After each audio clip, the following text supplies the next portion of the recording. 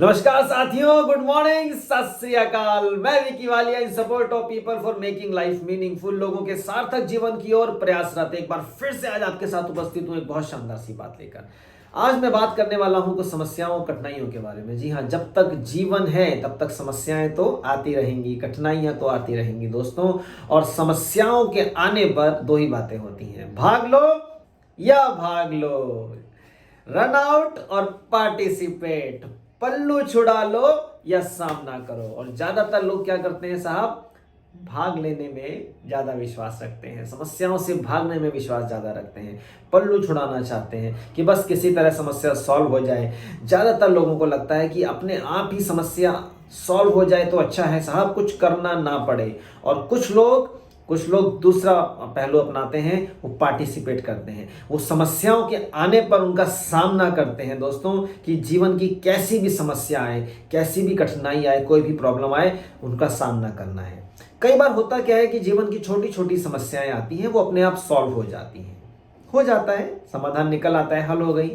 अब छोटी मोटी समस्या तो अपने आप हल हो गई, पर आप ये भूल रहे हैं दोस्तों, वो जो छोटी मोटी समस्याएं थी ना, जिनको आप सॉल्व कर सकते थे, जिनका हल आप निकाल सकते थे, अगर आपने उनका हल निकालने की कोशिश नहीं करी, आपने उनको सॉल्व करने की कोशिश नहीं की, तो होगा क्या, आपकी प्रवृत्ति, आपकी मानसिकता, आपकी मेंटालिटी ये होती जाएगी कि यार कोई भी समस्या है ना, अपने आप सॉल्व हो जाएगी, कोई टेंशन नहीं है, समय के अनुसार तो सब ठीक हो जाता है। और फिर इसी तरह की बातें होनी शुरू होती है कि हाँ, समय सबसे बड़ा वैद्य है, समय सबसे बड़ा डॉक्टर है, समय के साथ साथ सब ठीक हो जाता है, और फिर हम सब समय पर छोड़ देते हैं। तो भैया, अगर ऐसी मेंटालिटी रखती हैं या ऐसी मेंटालिटी आपकी हो गई है, तो बैठे रहिए समय के अनुसार, समय के भरोसे।